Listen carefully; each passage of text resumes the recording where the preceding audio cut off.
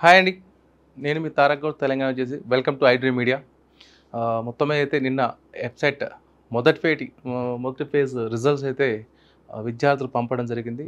అయితే మొదటి ఫేజ్‌లో మోర్ దెన్ 95,000 ఆప్షన్స్ పెట్టుకోగా 75,000 మంది 200 విద్యార్థులకు సీట్లు అయితే అలొకేట్ జరిగింది. అందులో కూడా 53,000 ఓన్లీ కంప్యూటర్ సైన్స్ సంబంధించిన సీట్లు అనేది అలొకేట్ జరిగింది. అయితే ఈ 95,000లో 20,535 మందికి సీట్స్ ఎక్కడ అలాట్ కాలేదు. అంటే వాళ్ళు తక్కువ ఆప్షన్ ఇచ్చుకోవటం, సరైన ఆప్షన్ ఇవ్వకపోవటం వల్ల వాళ్ళకి ఏ కాలేజ్ సీట్ అలాట్ అవ్వలేదు. ఇంకా వచ్చేసి తెలంగాణలో చూడండి ఒకసారి 98% సీట్స్ అయితే ఫిలప్ అయిపోయాయి. 97% సీట్లు అయితే కంప్లీట్‌గా ఫిలప్ అయిపోయినాయి. ఎక్కడ సీట్లు సీఎస్‌సి విభాగంలో ఎక్కడ సీట్లు అయితే మిగలడం జరగలేదు. ఓన్లీ మెకానికల్, సివిల్, ట్రిపుల్ లాంటి సీట్లు కొన్ని 2,000 సీట్లు అలా మిగిలిపోవడం జరిగింది. కంప్యూటర్ కోర్స్‌లోనే 53,000 సీట్లు, సివిల్, మెకానికల్, ఎలక్ట్రికల్ తక్కువే. కౌన్సిలింగ్‌కు దూరంగా టాపర్స్ అది మేము చెప్పాం కదా! ఫస్ట్ 10,000 ర్యాంకర్స్ ఎవరైతే ఉన్నారో అనుకున్నామో దాంట్లో 2,000 మంది కూడా పార్టిసిపేట్ చేయలేదు. వాళ్ళంతా ఐఐటీ, ఎన్ఐటీ, ట్రిపుల్ ఐటీ లాంటి అంటే పెద్ద కోర్సులు పెద్ద యూనివర్సిటీస్‌లో వచ్చే అవకాశం ఉంది కాబట్టి వాళ్ళు ఆ వేలో ఉండి జస్ట్ ఎంసెట్‌లో ఎగ్జామ్ రాశారు. ర్యాంక్స్ వచ్చాయి. వాళ్ళు కౌన్సిలింగ్‌లో పార్టిసిపేట్ చేయలేదు. చూడండి ముందుకు రాని టాపర్స్ ఈపీ సెట్‌లో టాప్ ర్యాంకులు సాధించిన విద్యార్థులు ఈసారి కౌన్సిలింగ్‌కి పాల్గొనేందుకు ఆసక్తి చూపలేదు. జాతీయ ఇంజనీరింగ్ కాలేజీలో సీట్లు పొందడానికి ప్రాధాన్యం ఇచ్చారు.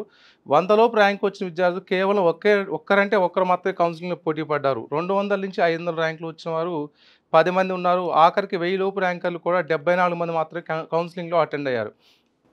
సో అంటే మనము ఎవరైతే కౌన్సిలింగ్‌లో పార్టిసిపేట్ చేశారనుకున్నామో వాళ్ళెవరు ర్యాంకర్స్ తెలంగాణ సంబంధించిన వెబ్సైట్ కౌన్సిలింగ్‌లో పాల్గొనడం జరగలేదు. సో ఇప్పుడు ఎవరైతే కౌన్సిలింగ్‌లో వచ్చిన సీట్ అలాట్ అయింది అనుకుంటున్నారో వీళ్ళు కూడా అందరూ జాయిన్ అవుతారని నమ్మకం లేదు. ఎందుకంటే వాళ్ళు సరదాగా ఎక్సర్సైజ్ చేశారు కౌన్సిలింగ్స్ వాళ్ళు అనుకున్న బ్రాంచ్ సీఎస్సీ వచ్చినప్పుడు కానీ టాప్ 20, 30 మాత్రమే రిపోర్ట్ అవుతారు. మిగతా వాళ్ళు సెకండ్ ఫేజ్‌కి మళ్ళీ సీట్లు పెరిగే అవకాశం ఉందంటున్నారు. కాలేజ్ వాళ్ళకి చెప్తున్నారు కానీ గవర్నమెంట్ నుంచి ఇంకా జీవో రావడం జరగలేదు. కొత్త సీట్ల మీద. ఆ కొత్త సీట్లు రాకుంటే ఇప్పుడున్న వాళ్ళే ఆల్రెడీ 20,000 మందికి సీట్లు రాలేదు. వచ్చిన వాళ్ళు కూడా మిగతా అన్ని కాలేజీలు అంటే చిన్న చిన్న కాలేజీలు కూడా సీఎస్సీ ఫుల్‌ఫిల్ అయిపోయాయి. మొత్తం నిండిపోయాయి. వాళ్ళెవరు దాన్ని రిపోర్టింగ్ చేయరు. మళ్ళీ సెకండ్ ఫేజ్‌లో పాల్గొని మళ్ళీ అదే టాప్ కాలేజ్‌లో అదే కాంపిటీషన్‌లో ఉంటారు కాబట్టి ఈ సీట్లు అనేది చాలా సంక్లిష్టంగా ఉంది. సో ఇంతటితో ఇది చూస్తే నెక్స్ట్ సీట్ అయితే అలొకేట్ అయింది. మేమేం చేయాలి సీట్ వచ్చిన తర్వాత అనేది పేరెంట్స్ కొంత సందిగ్ధత ఉంది. ఈ సీట్ వచ్చింది కాబట్టి మరి పోయి కాలేజ్ జాయిన్ కావాలా లేకుంటే సెకండ్ ఫేజ్ వెళ్ళాలంటే ఈ సీటు ఉంటుందా పోతుందా? థర్డ్ ఫేజ్ వరకు ఉండాలంటే మనం సెకండ్ ఫేజ్ ఆప్షన్ పెట్టుకొని ఈ ఫస్ట్ ఫేజ్ సీట్‌ని ఇట్లా రిజర్వ్ చేసుకోవచ్చా అని ఉంటుంది. దీని ఎలా ఉంటుందంటే సీట్ అలొకేట్ అయిన తర్వాత మీకు ఇలా క్యాండిడేట్ లాగిన్‌లోకి వెళ్ళి అలాట్మెంట్ డౌన్లోడ్ చేసుకోండి. ఎవరైతే అలాట్మెంట్ డౌన్లోడ్ చేసుకుంటారో వాళ్ళకి సంబంధించిన ఫీజ్ స్ట్రక్చర్ వస్తుంది మీకు. ఇది ఫర్ ఎగ్జాంపుల్ ఒక కాలేజ్‌లో సీట్ వచ్చింది విద్యార్థికి. ఆ కాలేజ్ ఫీజు వచ్చి రూ. 80,000 ఉంది. వీళ్ళు రిజర్వ్డ్ క్యాండిడేట్స్ ఎస్సీ కేటగిరీకి సంబంధించినవి కాబట్టి గవర్నమెంటే టోటల్ రీయింబర్స్‌మెంట్ పెట్టుకుంది కాబట్టి వీళ్ళు కాలేజ్ ట్యూషన్ ఫీజు కట్టాల్సిన అవసరం లేదు. గవర్నమెంటే అండర్‌టేక్ చేస్తుంది కాబట్టి జస్ట్ రూ. 5,100 పెట్టాలండి. ఫుల్ రీయింబర్స్‌మెంట్ ఎవరైతే వస్తుందో రూ. 5,100 ఆన్లైన్‌లో మీరు డెబిట్ కార్డ్ కానీ క్రెడిట్ కార్డ్ ద్వారా ఆన్లైన్‌లో పే చేయటం వల్ల మీ సీట్ ఏదైతే ఫస్ట్ ఫేజ్‌లో సీట్ వచ్చిందో అది రిజర్వ్ అవుతుంది. ఇది రిజర్వ్ అవుతుందంటే ఇన్ ద సెన్స్ సెకండ్ ఫేజ్‌కి వెళ్ళవద్దు అని కాదు. ఇది సేఫ్‌గా ఇది ఉంచుకొని దీనికైనా బెటర్ ఆప్షన్స్ పెట్టుకోవచ్చు మీరు. అంటే మనకి ఒక టాప్ 50లో వచ్చిందనుకోండి. సెకండ్ ఫేజ్‌లో మనం టాప్ 50 నుంచి టాప్ 1 వరకు మిగతా ఆప్షన్స్ ఇచ్చుకుంటాం. ఎప్పుడైతే మనకు ఈ 50 కాలేజ్ పైన దీనికన్నా బెటర్ ఆప్షన్ వచ్చినప్పుడు మాత్రమే మనకు ఫస్ట్ ఫేజ్‌లో ఉన్న సీట్ అనేది క్యాన్సిల్ అవుతుంది. అదర్వైజ్ ఆ సీట్ రాలేదనుకోండి ఈ సీట్ ఇలా మిగిలిపోతుంది. సేఫ్ సైడ్ ఉంచుతామన్నమాట మనం ఈ అమౌంట్ కట్టడం వల్ల. లేదు మాకు ఈ కాలేజ్ ఇష్టం లేదు, ఇందులో జాయిన్ కావటం ఇష్టం లేదు, మేము కట్టము అనకుండా పర్లేదు మీరు సెకండ్ ఫేజ్‌లోకి ఎలిజిబుల్. మీరు సెకండ్ ఫేజ్‌లో కౌన్సిలింగ్‌లో పార్టిసిపేట్ చేయొచ్చు. ఇది ఓన్లీ ఫుల్ రీయింబర్స్ వచ్చే వాళ్ళకండి. ఇది వచ్చేసి ఎవరైతే రీయింబర్స్‌మెంట్ లేదు అలాంటి వాళ్ళు ఏంటంటే బ్యాలెన్స్ ఇప్పుడు 80,000 కాలేజ్ ఉంది. 80,000తో పాటు రూ. 100 సర్వీస్ ఛార్జ్ ఉంటుంది. 80,100 రూపీస్ పే చేయాల్సి ఉంటుంది. అది ఆన్‌లైనే. మనం ఈ వచ్చిన అలాట్ అయిన కాలేజీకి వెళ్ళాల్సిన అవసరం లేదండి. మీరు ఆన్‌లైన్‌లో పే చేస్తే సరిపోతుంది. సర్టిఫికేట్స్ కూడా ఎక్కడ ఇవ్వాల్సిన అవసరం లేదు. ఆన్‌లైన్‌లో పే చేస్తే సరిపోతుంది. ఒకసారి ఆన్‌లైన్‌లో పే చేసిన తర్వాత అలాట్‌మెంట్ ఆర్డర్ మీకు ఈ ప్లేస్‌లో 0 వస్తుంది. 80,000 ఎప్పుడైతే పే చేసామో మనకు బ్యాలెన్స్ అమౌంట్ ఏందో పెయిడ్ అమౌంట్ 0 వస్తుంది కాబట్టి మీ సీట్ రిజర్వ్ అయినట్టు మీరు అలాట్‌మెంట్ ఆర్డర్ తీసేసుకోవచ్చండి. అలాట్మెంట్ ఆర్డర్ తీసేసుకున్న సెకండ్ ఫేజ్ 25th స్టార్ట్ అవుతుంది. 25th లోపే మనకు ఎక్స్ట్రా సీట్స్ వస్తున్నాయో రాలేదో తెలిసిపోతుంది. అర్థమైందండి? ఎక్స్ట్రా సీట్స్ వచ్చాయంటే ఇప్పుడు వచ్చిన కాలేజ్ కంటే బెటర్ ఆప్షన్స్ వచ్చే అవకాశం ఉంది. బెటర్ కాలేజ్‌లో బెటర్ సీట్ వచ్చే అవకాశం ఉంది. కాబట్టి మీరేం చేస్తారంటే టీఎస్ వెబ్సైట్‌లోకెళ్ళి ప్రతి కాలేజ్‌లో అలాట్ అయిన స్టూడెంట్స్ డేటాబేస్ ఉంటుంది. ఆ డేటాబేస్ ఏ కేటగిరీ కింద ఏ ర్యాంక్ అలాట్ అయిందో తెలుసుకోవచ్చు మీరు. అంటే ఫర్ ఎగ్జాంపుల్ సిబిఐటీలో ఉంది. సిబిఐటీ సిఎస్సి ఆప్షన్ సెలెక్ట్ చేసుకుంటే సిఎస్సి అలాట్ అయిన ప్రతి స్టూడెంట్ డేటాబేసు వాళ్ళ ర్యాంకు వాళ్ళ వాళ్ళు జనరల్‌లో వచ్చారా? ఈడబ్ల్యూఎస్ కింద వచ్చారా? లేదా ఎస్సీ కేటగిరీ, ఎస్టీయా, బీసీయా? బీసీలో ఏ కేటగిరీ అనేది ప్రతిదీ డీటెయిల్‌గా ఉంటుంది. మీ ర్యాంక్ ఎక్కడుంది? వాళ్ళకొచ్చిన ర్యాంక్‌లో ప్రాబబిలిటీ మీకు వచ్చే అవకాశం సెకండ్ ఫేజ్ అవకాశం చూసుకోండి. దీంట్లో ఫస్ట్ ఫేజ్ అలాట్ అయిన వాళ్ళు మోస్ట్లీ ఒక 30% పబ్లిక్ స్టూడెంట్స్ అనేవాళ్ళు ఇప్పుడు వచ్చిన సీట్స్‌కి ఎవరు ఇంట్రెస్ట్ చూపరు. వీళ్ళు ఆల్రెడీ వివిధ యూనివర్సిటీస్‌లో వివిధ కాలేజ్‌లో మేనేజ్మెంట్స్ కోటా కింద సీట్ తీసుకొని ఉంటారు కాబట్టి వాళ్ళకు వచ్చిన ఆప్షన్స్‌ని ఎక్కడ వస్తుందో చెక్ చేసుకోవడం మాత్రం నామినల్‌గా ఎక్సర్సైజ్ చేయడం జరిగింది. వాళ్ళకి సీట్ అలొకేషన్ జరిగింది. వీళ్ళు ఎట్టి పరిస్థితుల్లో జాయిన్ అవ్వరు. ఎందుకంటే టాప్ 50లో నుంచి రిమైనింగ్ కాలేజ్‌లో ఎక్కడ సీట్ వచ్చినా గానీ వాళ్ళు వెదర్ ఇట్ ఈస్ మేనేజ్మెంట్‌కి వెళ్ళడం గానీ లేదా సెకండ్ ఫేజ్‌కి వెళ్తారు. ఏదో సీట్లు అయిపోయినాయని చెప్పేసి కంగారు పడాల్సిన అవసరం లేదు. ప్రతి ఒక్కరికి వచ్చే అవకాశం మీరు కూడా ఆలోచించుకోండి. ఒక్క సీఎస్సికి మాత్రమే కాంపిటీషన్ ఉంది. Remaining EC, IT, mechanical, civil, triple కూడా ఆప్షన్‌కి పెట్టుకునే వాళ్ళు ఉంటే ఇంట్రెస్టెడ్ క్యాండిడేట్స్ ఉంటే అంటే ఏదైతే కోర్స్ సిలబస్ ఉందో ఆ కోర్స్ సిలబస్‌ని మీరు ఇంట్రెస్ట్‌గా పెట్టుకుంటే గవర్నమెంట్ గానీ, ఏఐసీటీ గానీ, సెంట్రల్ గవర్నమెంట్ గానీ ఎవరైతే ఇంజినీరింగ్ కోర్సుని ఆప్షన్‌గా తీసుకుంటారో వాళ్ళకి 100% ప్లేస్‌మెంట్ వచ్చే విధంగా సర్టిఫికేషన్ కోర్స్‌ని ఇవ్వడం గానీ, గవర్నమెంట్ సెక్టార్‌లో ఉన్న నోటిఫికేషన్స్ ఇచ్చి వాళ్ళని ఎంప్లాయర్ చేయడం గానీ, ప్రైవేట్ ఇండస్ట్రీస్‌లో వాళ్ళకి సరైన సదుపాయాలు కల్పించడం కానీ ఆ ఏర్పాట్లు చేస్తున్నారు. మీరు ఎవరైనా ఇంట్రెస్టెడ్ పిల్లలుండి ఓన్లీ సీఎస్సీ కాకుండా ఆ కాంపిటీషన్ కూడా ఉంది. ఎందుకంటే సీఎస్సీ మీదన కత్తి ఊరుతుందండి. సాఫ్ట్‌వేర్ ఉద్యోగులు చూస్తున్నాం చాలా రెస్ట్రిక్షన్ ఉంది. ఐఐటీలు, ఎన్ఐటీలు జరిగిన పిల్లలు కూడా చాలా ఇబ్బంది పడుతున్నారు ప్లేస్‌మెంట్స్ లేక. అందరూ వన్ సైడ్ దేశంలో ఉన్న యువత మొత్తం కంప్యూటర్ సైడ్స్ వెళ్ళటం వల్ల తీవ్రమైన ఒత్తిడి ఉంది ఆ రంగంలో. మీరు ఇతర రంగాలు తీసుకుంటే మెకానికల్, సివిల్, ట్రిపుల్ ఈసీ లాంటివి తీసుకోవడం వల్ల మీకు ప్రైవేట్ సెక్టార్‌లో అవకాశాలు ఉన్నాయి. గవర్నమెంట్ సెక్టార్‌లో ఉన్నాయి. అట్ ద సేమ్ టైం మీరు వీళ్ళతో పాటు సాఫ్ట్‌వేర్ సైడ్ వెళ్ళొచ్చు. అది కూడా ఆలోచించు పబ్లిక్. నెక్స్ట్ మొదటి విడతలో సీట్ అలాట్ అయ్యి మనకు ఆ కాలేజ్ గానీ ఆ కోర్స్‌గా నచ్చినప్పుడు మనం చేయాల్సిందల్లా ఈ మధ్యగా 5 డేస్ ఉంటుంది కదా! 23 లాస్ట్ డేట్‌గా ఉంది.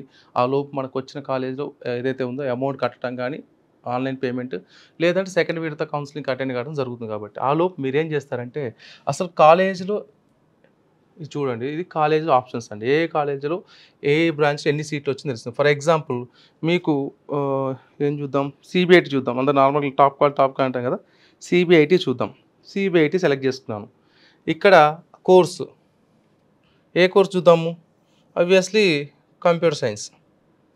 షో అలాట్మెంట్స్ ఇలా కొట్టామనుకోండి. మీకు కాలేజీలో అలాట్ అయిన పిల్లలు కేటగిరీ వాళ్ళ రీజన్ ఓయూనో కాదా? కేటగిరీలో ఏ రిజర్వేషన్ బీసీఆ, బీసీఈ, ఓసీ అయితే ఈడబ్ల్యూఎస్ ఇట్లా నెంబర్ ఆఫ్ అన్ని డీటెయిల్‌గా ఉంటాయి. ఏ ర్యాంక్‌కి వచ్చాయి? క్యాప్ వాళ్ళది ఎలా ఉంటుంది? ఫిజికల్ హ్యాండిక్యాప్ ఎలా ఉంటుంది? నాన్ లోకల్‌కి ఎలా వచ్చాయి? ఇట్లా చూసుకోండి. చూస్తే అంటే ప్రతి కాలేజీలో ఏ ర్యాంకర్‌కి ఏ బేస్‌లో అలాట్ అయిందనేది నీట్‌గా ఉంటుంది. క్లియర్‌గా ఉంటుంది. సో, మీకు ఎవరైతే మీరు ఏ కాలేజ్ కోరుకుంటున్నారో ఆ కాలేజీలో వచ్చిన ర్యాంకర్స్ వాళ్ళ కేటగిరీ చెక్ చేసుకుంటే మీకు దగ్గరలో ఒక 5, 10,000 ర్యాంకులు లోపు ఉందనుకోండి. మీరు కూడా నియర్ బై అనుకోండి. ఖచ్చితంగా సెకండ్ ఫేజ్‌లో వచ్చే అవకాశం ఉంది. అలాంటి కాలేజ్‌ని మీరేం చేస్తారు? మాన్యువల్‌గా ఇక్కడ చూడండి. ఇదొచ్చేసి మాన్యువల్ ఆప్షన్ ఫార్మ్ అంటాం. అంటే మీ ఐడియా కోసం. మీరు వెబ్ ఆప్షన్స్ పెట్టేటప్పుడు ఇట్లా ఓపెన్ అవుతుంది కదా! మీరు ఏ కాలేజీని మొదటగా పెట్టుకోవాలనుకున్నారు? సీరియల్ నంబర్ 1 ఆ కోడ్ ఉంటుంది ఇట్లా. 1, 2, 3, 4 ఇట్లా నంబర్ ఇచ్చుకోండి. ఏదో కౌన్సిలింగ్ రోజు హడావుడిగా నెట్ సెంటర్స్‌కో లేకపోతే ఎక్కడికెళ్ళేసి మాకు తెలియని కాలేజ్ ఇచ్చారు సార్. మాకు తెలియదు సార్ మేము పెట్టుకోలేదు సార్. ఆ కాలేజ్ మాకు దూరం అవుతుంది. దాంట్లో హాస్టల్ లేదు. ఇవన్నీ కారణాలు చెప్తుంటారు పేరెంట్స్. అది మొదటిసారి తప్పుగా ఇప్పుడు జరిగింది. సెకండ్ విడతకి చాలా టైం ఉంది. అట్‌లీస్ట్ మీకు ఒక 5 డేస్ టైం ఉంది. ఈ 5 డేస్‌లో మీరు ఆల్రెడీ ఏదో కాలేజ్ సీట్ వచ్చింది.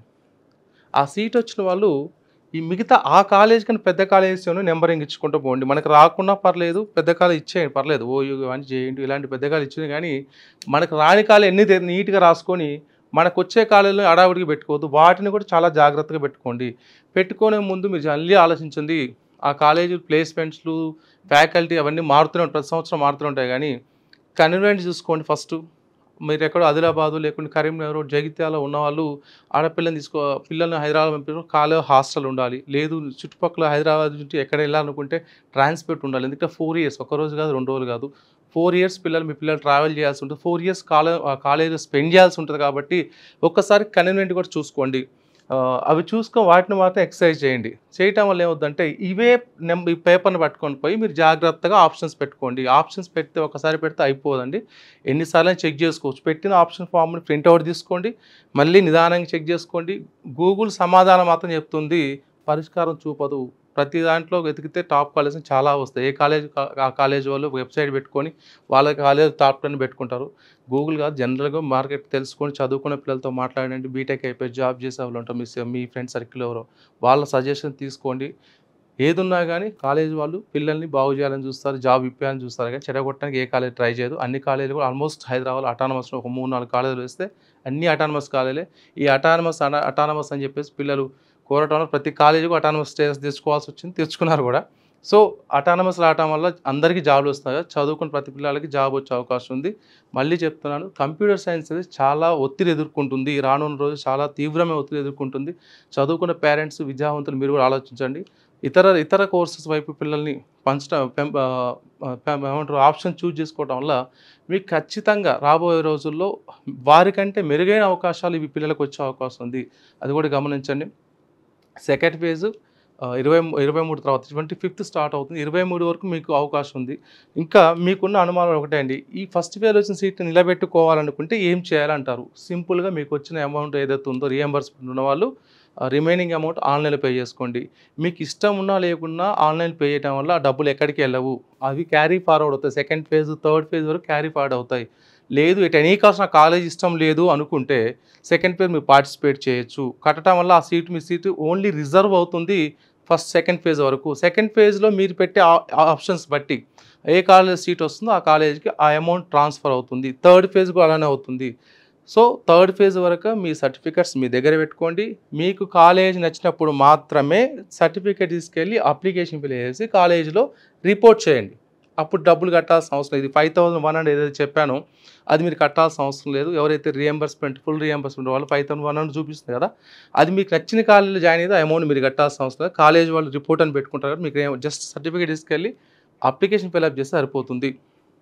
థాంక్స్ ఫర్ వాచింగ్ అండి.